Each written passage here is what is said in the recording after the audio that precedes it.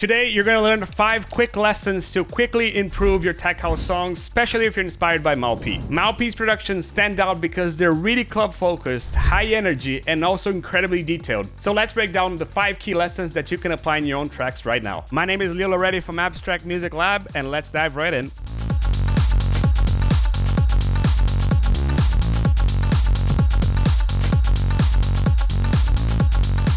Malpi's low end is tight, punchy, and groove driven. And this starts with a really heavy kick. Let's take a look at it.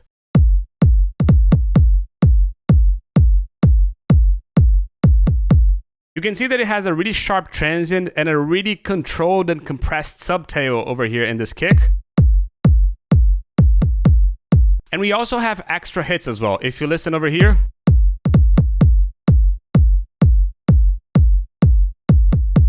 it's not only the 4 to the floor, it has some notes over here that plays in the offbeat as well. And also these ones over here. And if we zoom in, you can also see that they're not even on the grid. Why are we doing this? This helps enhance the groove, but they're really subtle because otherwise they would crowd a bit of the bass line as well. And you can use a bit of gain automation to control a bit of this kick over here, for example.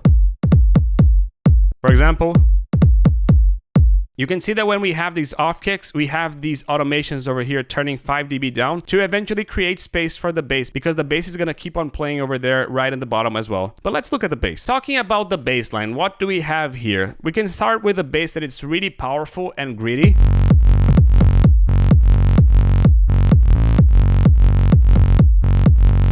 And if we take a look at the MIDI, even though we're playing here 1/8 notes, it feels like we're playing only off beats. Why? Because of the ducking. The first thing that we need to do over here is have a really intense ducking system. Without it, and just the sidechain. So this creates a lot of that power just so we can listen with the kick. Now looking with the MIDI, why do we have these empty spots? To create a bit of space in the sound, otherwise it would sound a bit overwhelming all the time.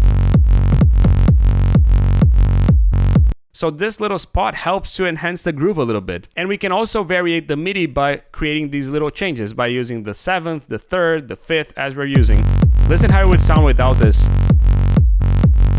It's just the same thing over and over. And doing this, it creates a little bit of movement in the bass line.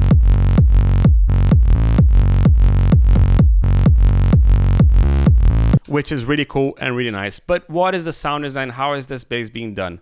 Essentially, we have a basic shapes. And this is a really simple wavetable, and you can see that we're pretty much using here with the envelope as it is. We're using a bit of envelope which is modulating this cutoff, so it's going to open a bit of the cutoff as we progress with the bass notes. A little bit of effects to get a bit more drive and bass. And to accentuate that bass line, one thing that you can do is, can you see how we're pushing a bit more of these frequencies here? What is this essentially? If you go into a basic shapes, what we're doing here is just accentuating this region here to get a bit more energy out of that sound. And you can see how it's not exactly the same, but we're changing it to be somewhat like this one, because as you can see, this one is different than this one.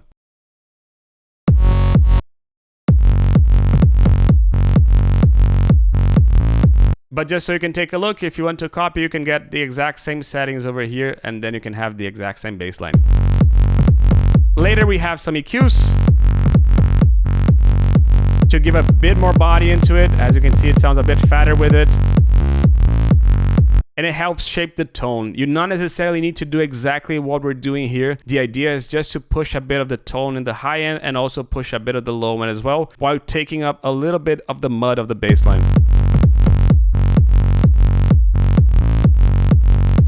And that's about it. In addition to that, we're also adding some variation in this changing part over here where we change. We're adding a respace.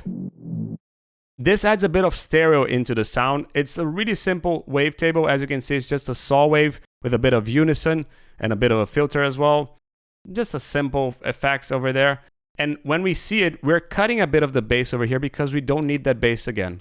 But we also need the sidechain because we want everything to sidechain according to the bass line as we have it. Listen in context. Alone and both. Now in context.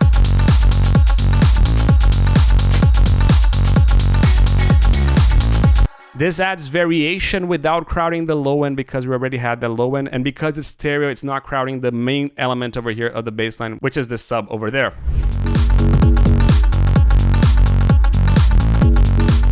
Malpi's drums are also really raw, energetic, and slightly dirty as well. And you can start over here just with a simple kick, clap, and a hat. We're making this hat a bit wider. We're also making this clap over here a bit dirtier as well. Just by the sound of the clap itself. But then we add a bit more energy by adding more percussions into it. For example, a bit more off-tempo percussions. And you can see how they not only complement the main hat, but also play some off notes over here that are going to create a bit of swing into your percussions.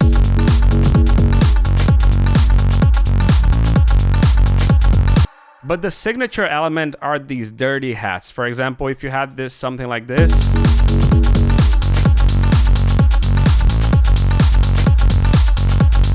This adds texture and character and a little bit of swing and groove also into your percussions. And then we have this ride to boost a bit more of the energy by having a longer tail into the cymbal.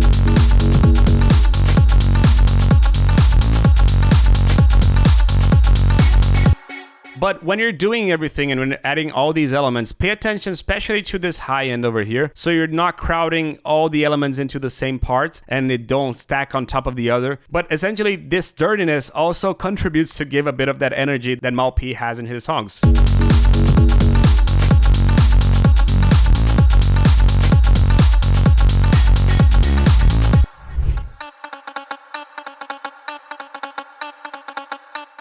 Now, one thing that it's really cool also in Malpi production are the vocal snippets that he's using it as melodic elements, but also as rhythmic elements. For example,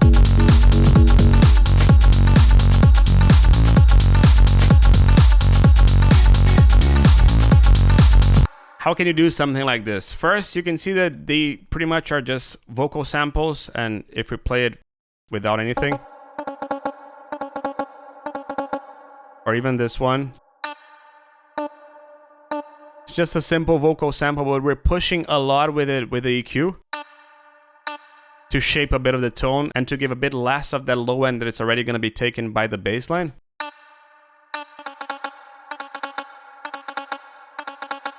And we're just playing around with the scale here. If you listen both.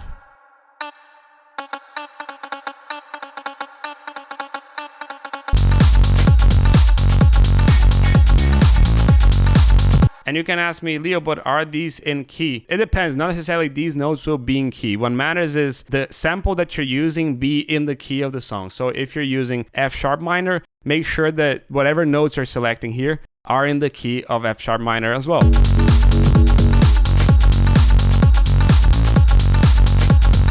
We also have a bit of reverb here. And they help a little bit fill up the space. Otherwise, you can see how it becomes a bit empty.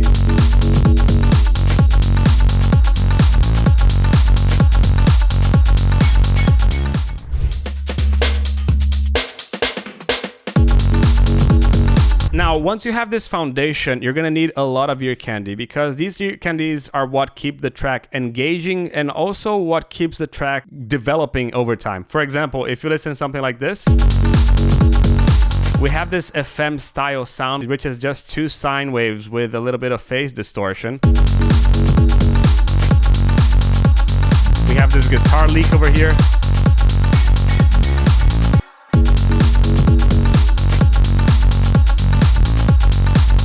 Here's the guitar.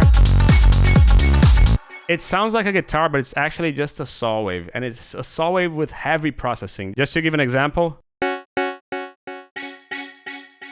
all this chain, which pretty much gives an amp, a limiter, an EQ, cabinet, a purple chorus, everything is just giving a little bit of an ampy kind of guitarish feeling into the sound, just delaying and making it a bit more interesting. And we have multiple others. For example, we have something like this. Or even something like this. These little fills, and they can also be in the percussive side as well. So for example,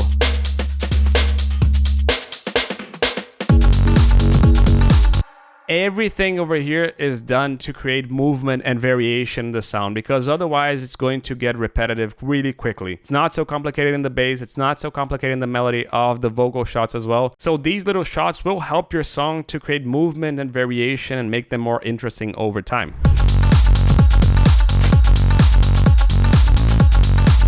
Now, everything comes together in the arrangement, because we have to build an arrangement that it's really DJ friendly. And what does that mean? It needs to be simple in the intro, it needs to be simple in the outro, because otherwise it's going to be hard to mix in your song. So how can we do something like this? We can start simple, no bass, no melodies.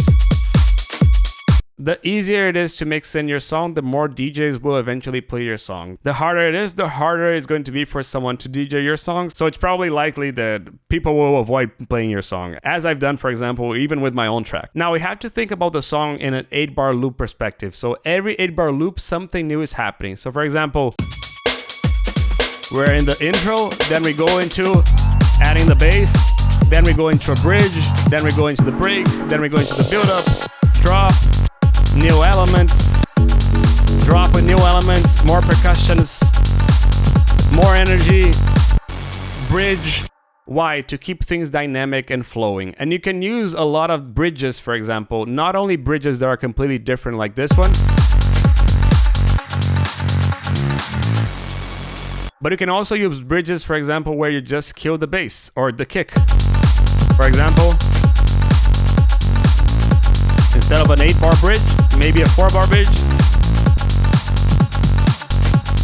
This already gives a bridge-like feeling to this to accentuate the transition.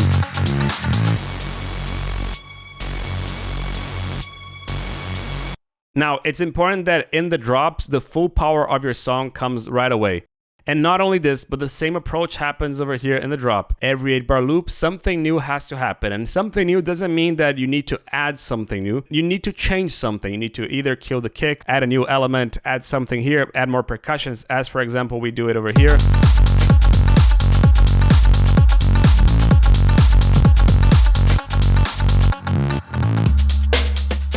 And these fills are nice to break a little bit of the tension and break a little bit of the pattern and just refresh the song.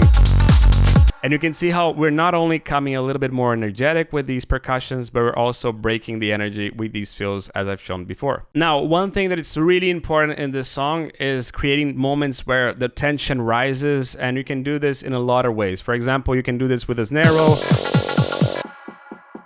You can do this even with your kick.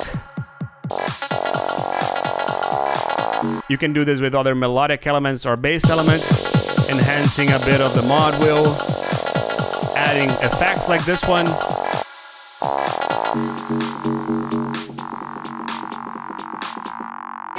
And adding moments of silence to cool the energy and come with everything all the way. The same happens over here.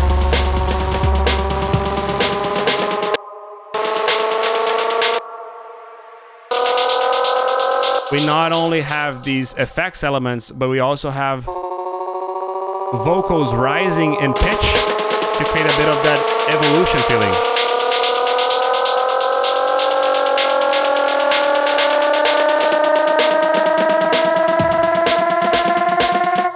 Again, cooling off, so you have a little bit less energy, and the drop comes punching a lot more.